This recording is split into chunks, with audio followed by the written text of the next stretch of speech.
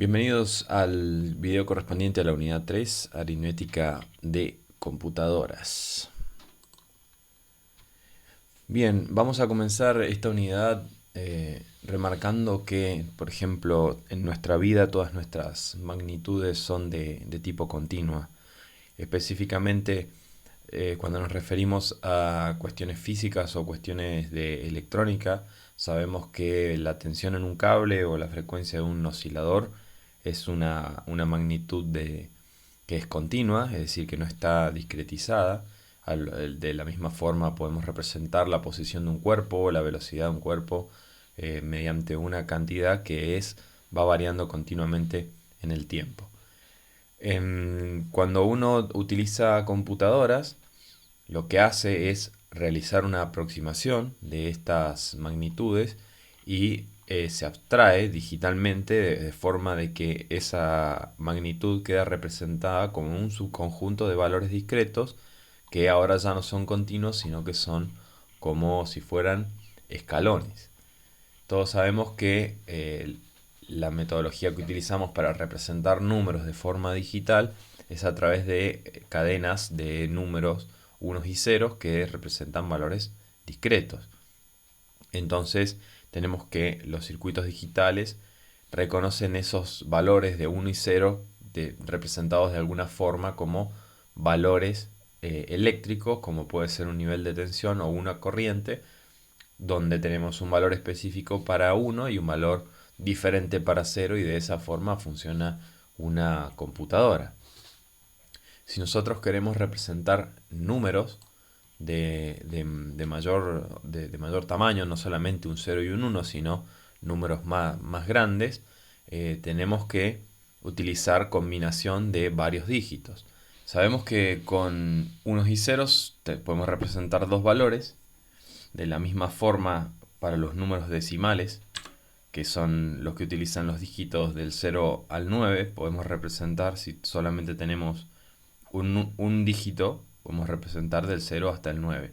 Si necesitamos representar valores más grandes, lo que hacemos es combinar una cierta cantidad de dígitos para formar valores más grandes. Por ejemplo, para los números decimales, tenemos que si uno tiene n dígitos, la cantidad de números que puede representar utilizando n dígitos van a ser 10 a la n, y si esos n dígitos representan únicamente números positivos, vamos a tener que el rango de representación numérica va a ir de 0 hasta 10 a la n menos 1.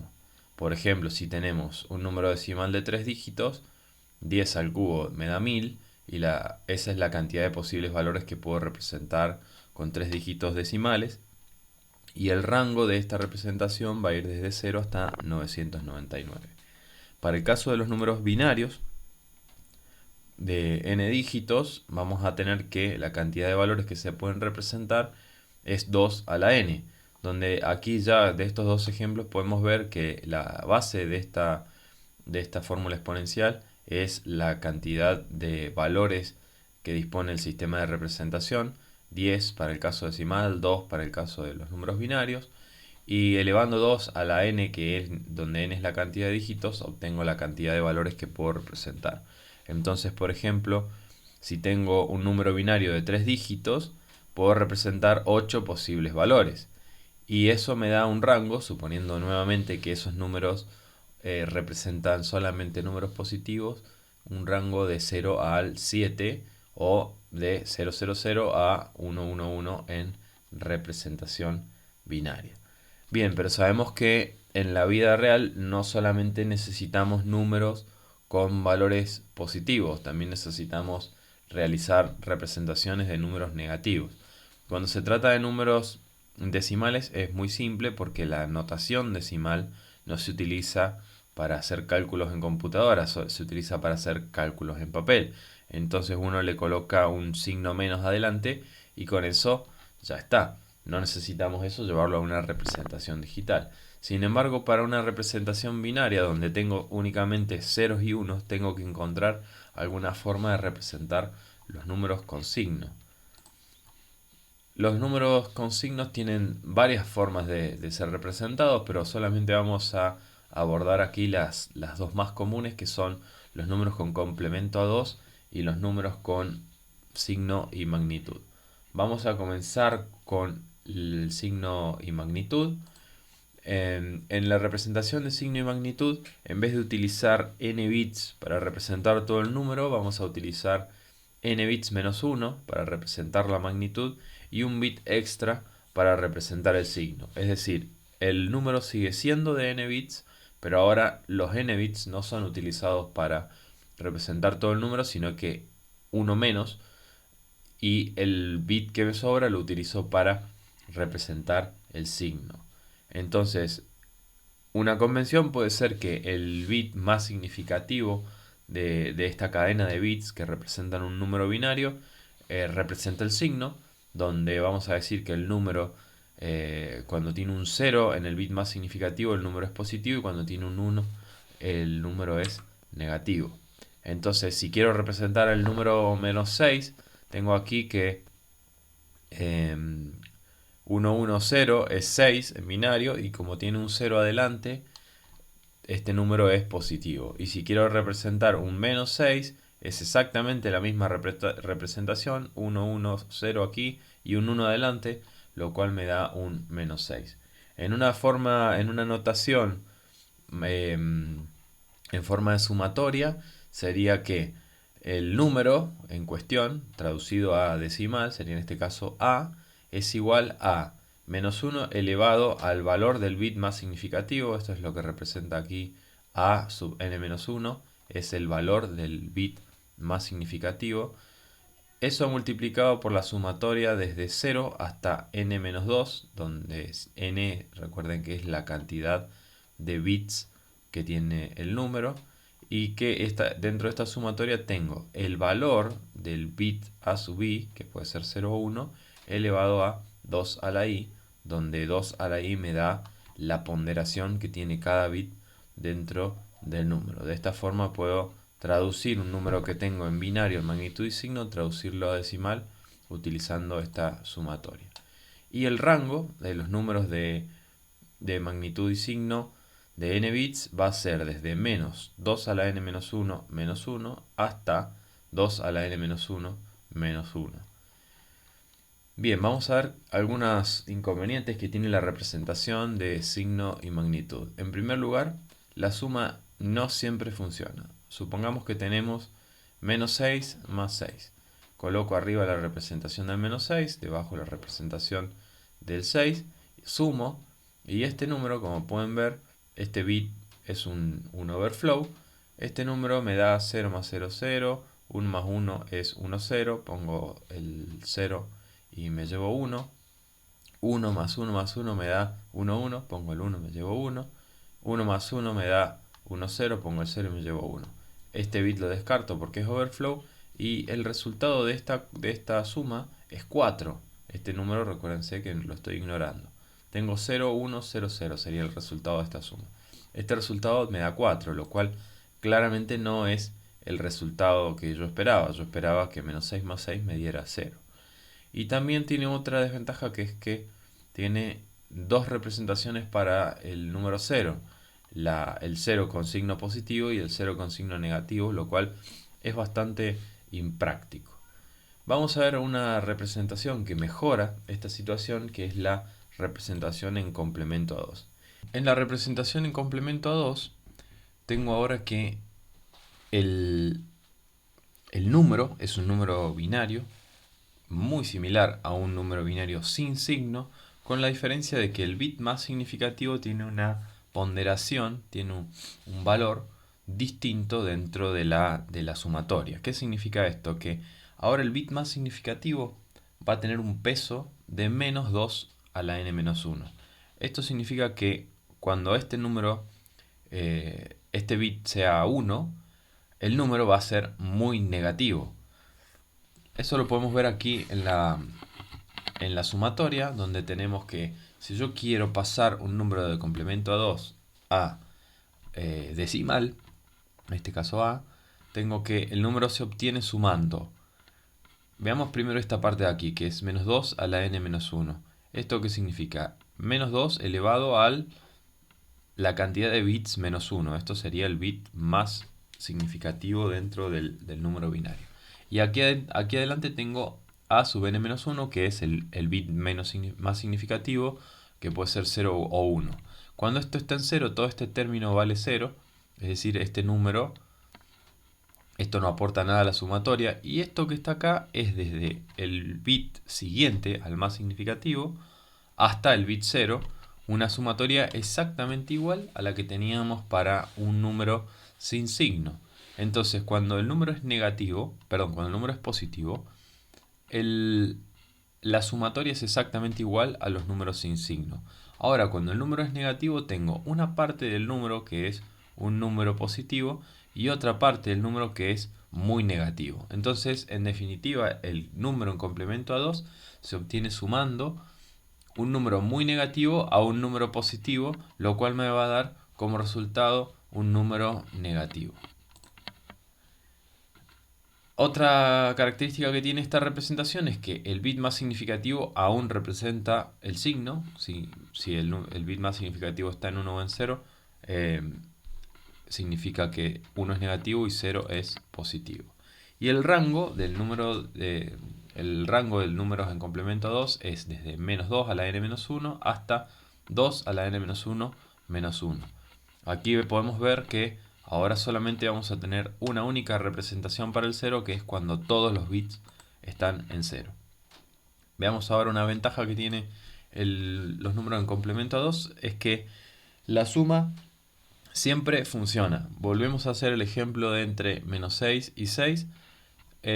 Arriba tenemos el número 6 en complemento a 2, representado a través de un 0, 1, 1, 0. Este suma 0, este suma 4 y este suma 2. Por lo tanto, 4 más 2 es 6. Y abajo tenemos la representación en complemento a 2 del número menos 6. Ahora vamos a ver aquí, con este ejemplo aprovecho para destacar cómo se forma el número negativo cuando se trata de un complemento a 2. El bit más significativo habíamos dicho que tenía una ponderación negativa. ¿Qué significa esto? Este bit en un número binario tradicional positivo tiene una ponderación de 8, pero en la representación en complemento 2 tiene una ponderación de menos 8. Entonces el número en decimal que esto representa se obtiene sumando menos 8 más 2, y eso me da el menos 6 que quiero representar acá. Si sumo estos dos números, obtengo 0 más 0, 0, 1 más 1 es 1, 0, me llevo 1, 1 más 1 es 1, 0, me llevo 1, 1 más 1, 1, 0, pongo 0, me llevo 1, y este 1 es de overflow, y el resultado de la suma me da 0. Mismo caso sucede si quiero, por ejemplo, sumar menos 2 y más 3. El menos 2 se obtiene de la misma forma que en el ejemplo anterior, sumando menos 8 más 6, perdón, menos 8 más 6, o menos 8 más 4 más 2. Y el 3 se representa exactamente de la misma forma como si el número fuera positivo. Menos 2 más 3 es 1, y si realizamos esta suma vemos que obtenemos como resultado 1. Si uno quisiera, tiene un número de n bits y expandirlo hacia m bits, lo que tenemos que hacer para distintos casos de representaciones numéricas va a depender de si lo que yo quiero hacer es extender el signo o extender con ceros. Veamos ahora algunos ejemplos. ¿Qué es la extensión de signo? El bit de signo es copiado desde los bits más significativos. Es decir, el bit más significativo representa el signo, y además tiene una cierta ponderación. Para el caso de complemento 2, el número va a permanecer exactamente igual, no va a cambiar su valor numérico. Por ejemplo, tenemos un número de 3 bits, el número 3, en 4 bits. Esta es la representación aquí en negro en 3 bits, y si lo queremos en 4 bits, y si lo queremos llevar a 8 bits, lo único que hacemos es copiar el signo, en este caso 0, y agregar 4 ceros al principio del número. Si tenemos el número menos 5 se obtiene de hacer menos 8 más 2 más 1. Si quiero extender esto a 8 bits, lo que tengo que hacer es copiar este número 4 veces más adelante y de esa manera extiendo el número. ¿Cómo se obtiene la representación decimal de esto? Es menos 2 a la 7, más 2 a la 6, más 2 a la 5, más 2 a la 4, más 2 a la 3, más 2 a la 1, más 2 a la 0. Y de esa forma obtengo menos 5. Si realizan la cuenta verán que este número y este número en complemento a 2 son exactamente el mismo valor. Ahora, si realizo la extensión de ceros, para los números positivos el valor numérico se mantiene. ¿Sí? Por ejemplo, en el caso de 3, de 4 a 8 bits, sigue valiendo lo mismo. Pero para la representación en complemento a 2, es decir, para los números negativos, si extiendo los ceros, el valor numérico cambia. Es decir, si aquí tengo un valor de menos 5 en complemento a 2, y cuando hago una extensión de signo, de ceros, perdón, aquí obtengo un número que ya no vale menos 5, sino que vale 8 más 2 más 1, 11. Es decir, hay que tener mucho cuidado cuando se realiza una extensión de signo o una extensión de cero y asegurarse de que lo que se quiere hacer es mantener o no el valor numérico del número extendido. Bien, vamos a ver ahora los principales circuitos aritméticos que forman parte de una computadora. Para, para realizar una computadora tengo los circuitos bloques digitales tradicionales, que son compuertas lógicas, multiplexores, codificadores, registros, circuitos aritméticos, contadores, memorias, etcétera, los que ya conocemos. Los bloques digitales poseen una cierta jerarquía, una modularidad y regularidad, lo cual nos permite, con componentes más simples, armar componentes más complejos. Como estos componentes se conocen, yo conozco de qué manera los tengo que conectar y cuáles son las interfaces entre ellos. Y como estas interfaces son regulares, puedo extender y ampliar y hacer extensible a distintos tamaños.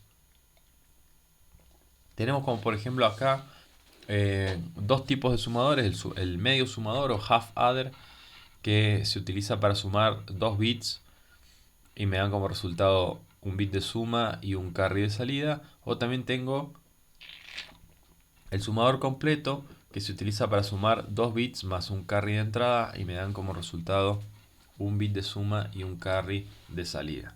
Cada uno de estos sumadores tienen una tabla de verdad donde A y B son aquí las entradas y carry out y S es la salida. Pueden chequear estas tablas de verdad. Y también tenemos aquí la del full adder. Si se fijan, el full adder tiene una entrada más, por lo tanto tiene 3 bits de entrada, tiene el doble de posibles combinaciones de entradas. Si yo lo que quiero hacer es realizar una suma de números de mayor cantidad de bits, lo que voy a hacer es combinar este tipo de sumadores para formar un sumador de mayor cantidad de bits. Estas son las ecuaciones extraídas de estas tablas de verdad que representan a los medio sumador y sumador completo. Como decía, si queremos tener un sumador de mayor cantidad de bits, lo que voy a hacer es, dentro de este bloque, que ahora si se fijan tiene n bits para las entradas A y B, n bits para la suma, un bit de carry de entrada y un bit de carry de salida, lo que voy a hacer es conectar varios elementos básicos para formar otro tipo de sumadores. Los dos tipos de sumadores más conocidos son el Ripple Carry Adder y el Carry Look Ahead Adder. Vamos a ver muy rápidamente. Un Ripple Carry Adder consiste en colocar en cascada varios full adders o sumadores completos, donde cada full adder lo que va a estar haciendo es sumar por columnas los bits, es decir, el bit 0 del número A más el bit 0 del número B.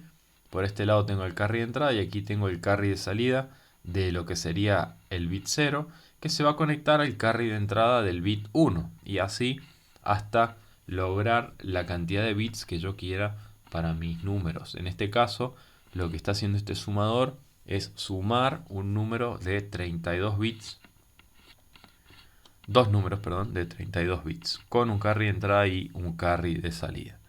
Este sumador tiene la desventaja principal de que el carry recorre toda la cadena, desde que se modifica este carry hasta que se obtiene el valor final en esta salida. Esta cadena es la más larga en todo el sumador y en definitiva esta cadena de carry es la que me va a determinar a mí la velocidad a la cual va a poder trabajar el sumador. En definitiva, este es un sumador lento. El delay de este carry va a ser la cantidad de etapas por el tiempo del full adder desde el carry de entrada hacia el carry de salida.